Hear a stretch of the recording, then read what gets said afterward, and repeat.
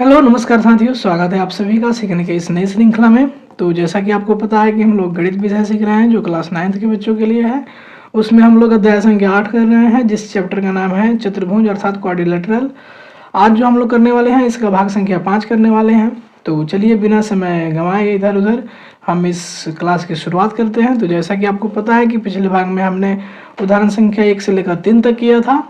आज के इस भाग में जो हम लोग सीखने वाले हैं वो सीखने वाले हैं उदाहरण संख्या 4 और 5। काफ़ी इंपॉर्टेंट है, दोनों एग्जाम्पल्स हैं जो आपके एनसीईआरटी के किताब में दिया गया है। और थोड़ा सा आपको लंबा लग सकता है क्योंकि इसमें है ही थोड़ा लंबा। तो क्या कीजिएगा, तो चलिए देखते हैं एक एक करके। तो जो हमारा उदाहरण संख्या 4 है कुछ इस प्रकार से है कि दो समांतर रेखाओं एल और एम को एक तिर्यक रेखा पी प्रतिच्छेद करती है। यहाँ ध्यान दीजिएगा, ये छोटा पी लिखा हुआ है। देखिए आकृति 8.9 को। तो यहाँ पर ये आकृति आपको दिखाई दे रही है, ठीक है। तो ये हमारा एक रेखा एल है और ये रेखा एम है। इसको ये वाला जो एक तिरछी रेखा है इसको ये छोटका ये जो पी है ये प्रतिच्छेद कर रहा है, ठीक है। तो दर्शाइए कि अंतः कोणों के समद्विभाजकों से बना चतुर्भुज एक आयत है। तो इसमें जो अंतः कोण है इसके समद्विभाजक से जो चतुर्भुज बन रहा है वह किस प्रकार का चतुर्भुज है, वह आयत है। अर्थात यहाँ से जो फिगर जो बन रहा है इसका अंतः कोण इसका क्या हो गया, अर्थात कोण PAC इसका कोण समद्विभाजक देखें तो ये है ये बीच वाला। इसका मतलब ये हुआ कि ई जितना एंगल होगा उतना ही एंगल ए भी होगा। मान लो ये x है तो ये भी x है क्योंकि समद्विभाजक है अर्थात बराबर बराबर ही होगा। वैसे ही इधर भी है, यहाँ पर अगर देखें तो जितना मान लो ई x है, मान लो इसका नाम है ACD तो उतना ही होगा DCR, ये भी x ही होगा क्योंकि क्या है कोण समद्विभाजक है। तो हमें ये बताना है कि जो ये समद्विभाजक से मिलाकर ये जो बन रहा है यह आयत है। इसका मतलब ये है कि इसको मान लो यहाँ मिला दिए, ई वाला को यहाँ मिला दिए,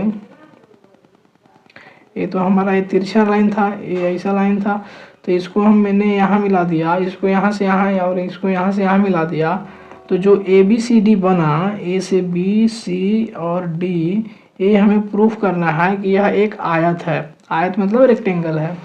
तो आयत को दिखाने के लिए हमें क्या करना पड़ेगा, हमें दिखाना पड़ेगा कि इसका कोई एक एंगल 90 डिग्री है। तो हमें क्या पता चलेगा कि यह एक आयत है।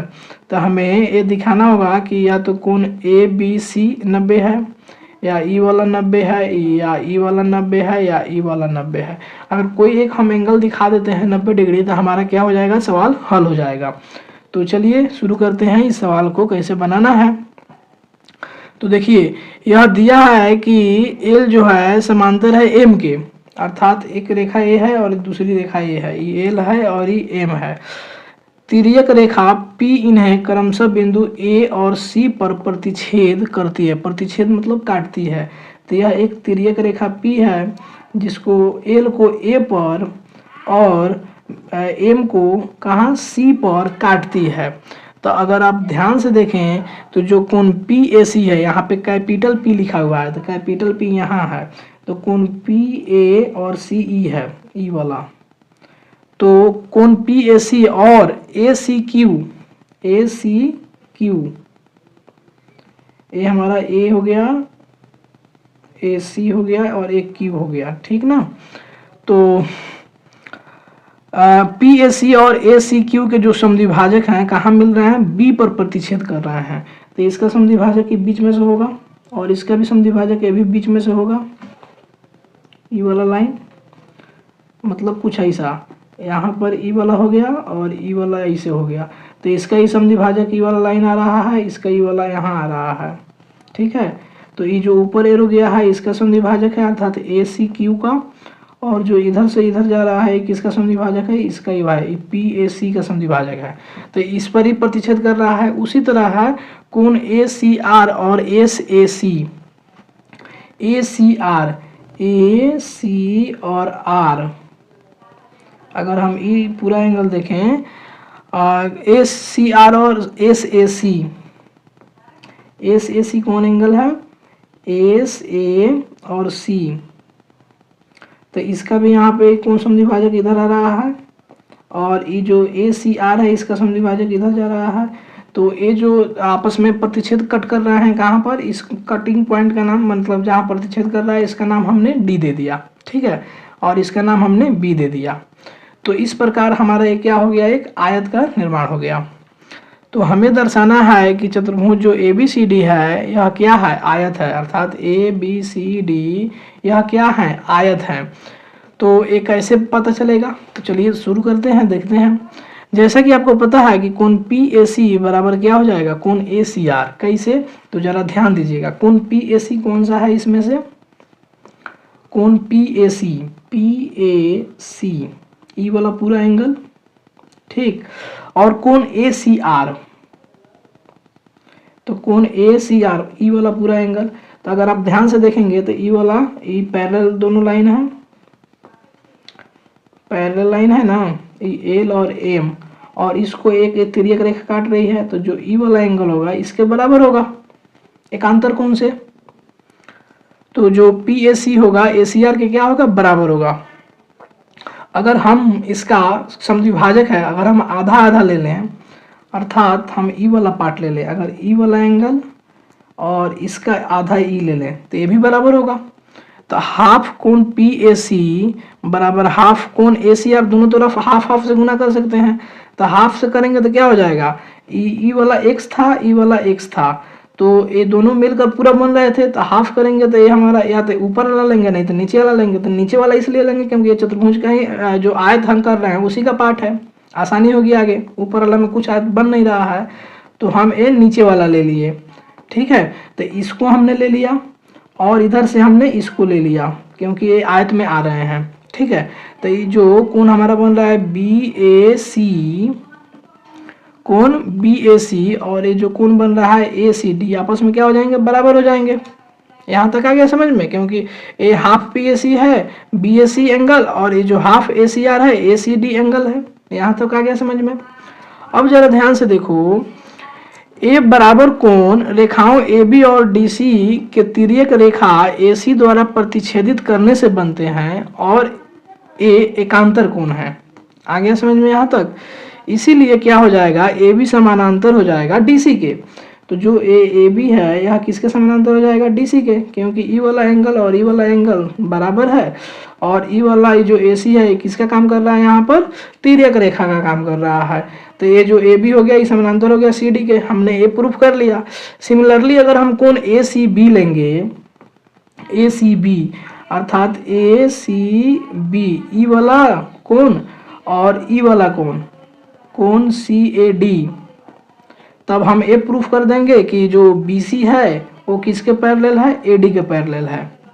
तो हमने यहाँ तक ये प्रूफ कर दिया कि ए समानांतर चतुर्भुज है।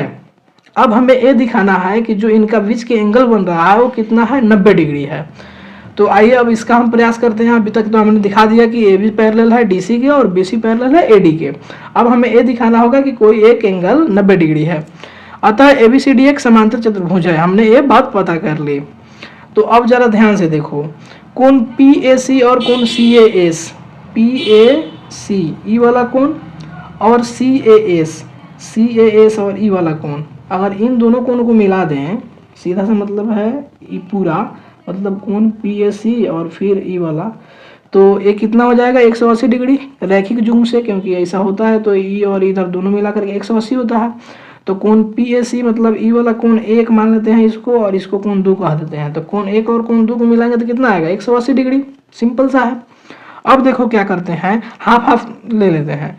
तो पी ए सी का अगर हाफ करेंगे, समद्विभाजित करेंगे, तो पी ए सी तो ई वाला पार्ट ले लेते हैं इधर से, और हाफ सी ए एस इधर का हम ई वाला पार्ट ले लेते हैं, क्योंकि ये आयत चतुर्भुज के अंदर में आ रहा है। तो इधर से हमने ई वाला पार्ट ले लिया और इधर से ई वाला पार्ट ले लिया।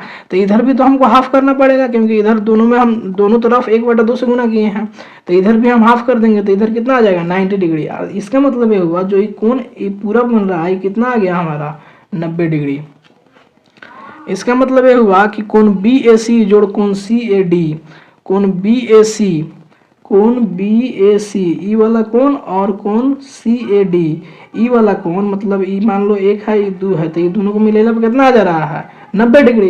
तो इसका मतलब ये हुआ पूरा कितना आ गया 90 डिग्री। और हमें यही तो प्रूफ करना था कि इसका एक जो कोण है 90 डिग्री है, इसलिए जो ABCD समांतर चतुर्भुज है जिसका एक कोण समकोण है, पता चल गया।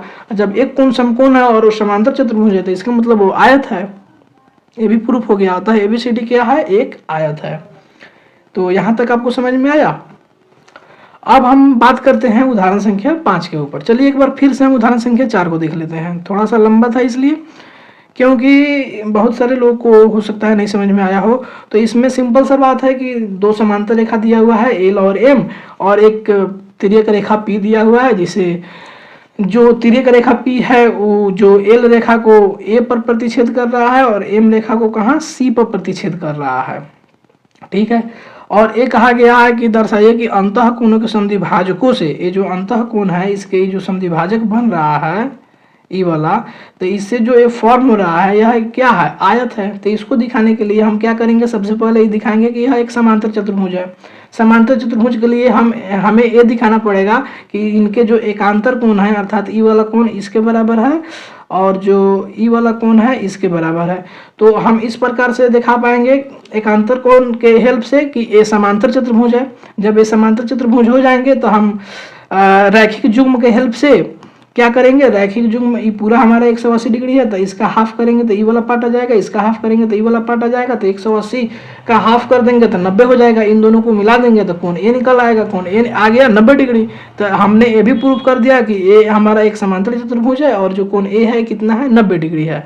तो यही बस इसमें यही किया गया है और कुछ नहीं है, बाकी सब ये लिखा हुआ है टर्म, तो आप इसे समझ सकते हैं। बाकी मेन चीज इतना ही है। अब हम बात करते हैं उदाहरण संख्या 5 को लेकर। तो कह रहा है कि दर्शाइए कि एक समांतर चतुर्भुज के कोण, एक समांतर चतुर्भुज के कोणों के समद्विभाजक एक आयत बनाते हैं। तो देखिए कुछ फिगर इस तरह से है। एक क्या है भैया, समांतर चतुर्भुज है। ठीक है। तो हम मान लेते हैं कि ABCD हमारा यह एक क्या है, समांतर चतुर्भुज है। अब भैया समांतर चतुर्भुज है तो 4 कोण भी होंगे, अर्थात एक कोण A है, एक कोण B है और ये वाला कोण C है और ये वाला D है।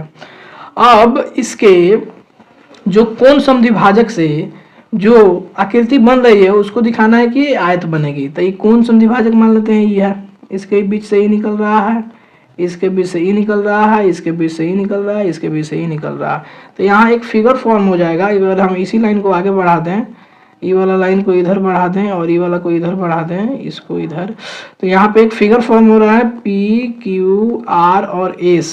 तो इसी PQRS को दिखाना है कि आयत है। ठीक है। तो इसको कैसे करेंगे, तो मान लीजिए, मान लेते हैं कि जो P है, Q है, R और S है, क्रमशः समांतर चतुर्भुज ABCD के कोण A और कोण B, कोण B और कोण C, कोण C और कोण D तथा कोण D और कोण A के समद्विभाजकों के प्रतिच्छेद बिंदु है। इसका मतलब ये हुआ कि जो P पॉइंट है ना, ये वाला जो P पॉइंट है, ये कह रहा है कोण A और कोण B, कोण A और कोण B के समद्विभाजकों के प्रतिच्छेद बिंदु है। अर्थात कोण A ई वाला है और कोण B ई वाला है, इसका समद्विभाजक ई वाला लाइन जाएगा सीधे, इसका प्रतिच्छेदक समद्विभाजक ई वाला लाइन जाएगा। तो ये दोनों कहाँ क्रॉस कर रहा है, P पर। ठीक है। तो यही यह बिंदु बता रहा है P। Q क्या बता रहा है, ये जो Q है ना पॉइंट यहाँ पर, तो ये Q बता रहा है कि कोण B और कोण C, कोण B केने है भैया, तो कोण BE है, तो कोण B का ई समद्विभाजक हो गया, इधर जा रहा है, कोण C का ई समद्विभाजक इधर। तो यहाँ पर ये जो कट कर रहा है, प्रतिच्छेद कर रहा है, इसका नाम हमने Q दे दिया, वैसे ही आगे लिखा हुआ है। ठीक है। तो जो R है उसी तरह यहाँ पे जो R है, यहाँ किसका है, कोण C और कोण D, कोण C A है आपका और कोण D A है। तो इसका ही प्रतिच्छेद बिंदु है, दोनों के समद्विभाजक का प्रतिच्छेद बिंदु कोण R है। जो S है वो कोण D और कोण A का है। तो कोण D कौन है इसमें, तो कोण D है A और कोण A है A, तो इसका ही प्रतिच्छेद बिंदु S है। आई बात समझ में। तो देखो त्रिभुज ASD में आप क्या देख सकते हैं, यहाँ से आपको एक सवाल पूछा गया है। तो चलिए क्या क्या इसमें देख सकते हैं, पता करते हैं। चूंकि डीएस कोण डी को और एएस कोण ए को समद्विभाजित करते हैं, ये जो डीएस है यहां से यहां डीएस, ये जो कोण पूरा डी है इसको क्या कर रहा है, समद्विभाजित कर रहा है, मैंने बराबर बराबर भागों में दो बराबर भाग में बांट रहा है। और जो जो एएस है, ये जो ए से एस रेखाखंड है, ए को समद्विभाजित कर रहा है, समझ रहे हैं ना। तो आपको पता है कि अगर एक क्या है, दो समांतर रेखाएं हैं ए बी और सी डी, और इसको एक तिर्यक रेखा काटेगी तो जो ई वाला एंगल बनेगा और ई वाला एंगल बनेगा, इसका सम कितना होगा, 180 डिग्री। क्योंकि दो समांतर रेखा को एक तिर्यक रेखा काटती है तो एक ही तरफ जो एंगल अंतःकोण बनते हैं एक ही तरफ, तो उसका सम कितना होता है, 180 डिग्री। अगर हम इसका हाफ हाफ ले लें तो अगर ये पूरा इसको और इसको मिलाने पर कितना आ रहा है भैया, 180 डिग्री। अगर हम इसका हाफ कर लें तो हाफ आ जाएगा ई वाला और ई वाला, क्योंकि समद्विभाजक है, बराबर बराबर है। तो इसको और इसको कर लेंगे तो ये कितना हो जाएगा, तो 180 का भी हाफ हो जाएगा, सिंपल सा मतलब है। 180 डिग्री का भी इधर भी हाफ होगा। तो इसको और इसको ये दोनों को जोड़ेंगे तो कितना आ जाएगा, 180 का हाफ करेंगे तो 90। तो अर्थात कोण DAS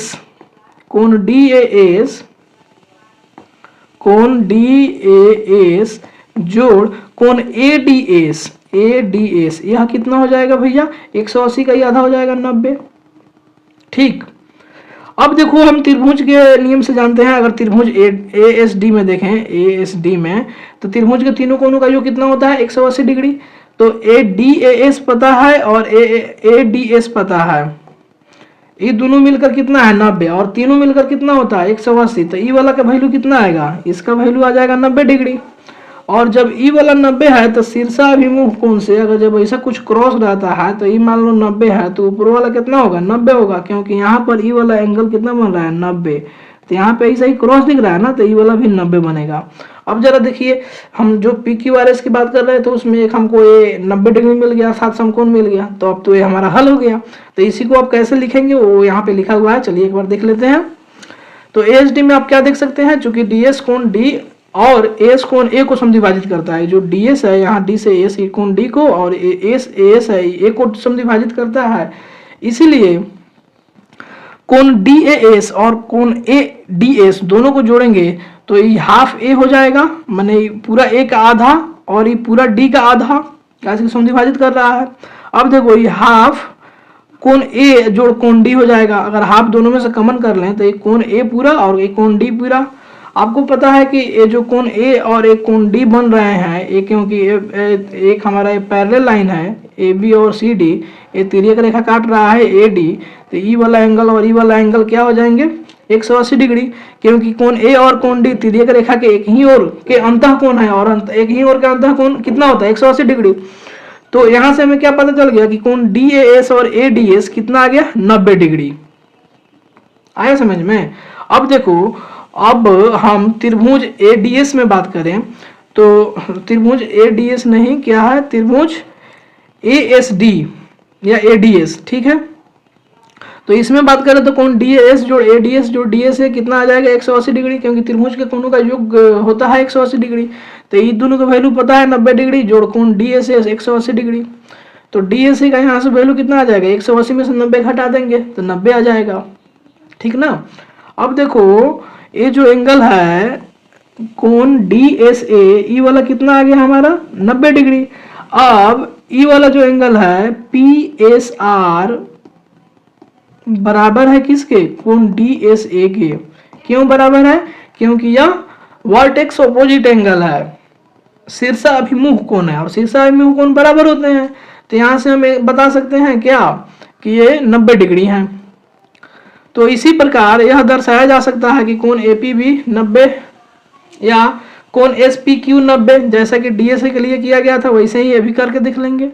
इसी प्रकार कोण PQR 90 डिग्री, SRQ 90 डिग्री, इसलिए PQR एक ऐसा चतुर्भुज है जिसके सभी कोण क्या है, समकोण है। तो जब सभी कोण समकोण होंगे तो क्या होगा, आयत होगा। तो हम दर्शा चुके हैं कि जो PSR है कोण PQR और ये 90 डिग्री के बराबर है, SPQ और SRQ बराबर है 90 डिग्री, अर्थात समूह कोणों के दोनों जुगुम बराबर हैं। अतः जो पी क्यू आर एस एक समांतर चतुर्भुज है जिसमें एक कोण वास्तव में सभी कोण समकोण है, इसीलिए जो पी क्यू आर एस है वह क्या है, एक आयत है। तो अगले भाग में जो हम लोग देखेंगे वो देखेंगे प्रश्नावली 8.1 का जो प्रश्न संख्या 1, 2 और 3 है उसको। उम्मीद करते हैं यहाँ तक आपको समझ में आया होगा। जहाँ थोड़ा आपको लग रहा होगा कि यहाँ नहीं समझ में आया, कमेंट जरूर कीजिए और अपनी राय जरूर साझा कीजिए। यहाँ तक आप मेरे साथ जुड़े रहे, आपका बहुत बहुत धन्यवाद। मिलते हैं अगले भाग में। जय हिंद।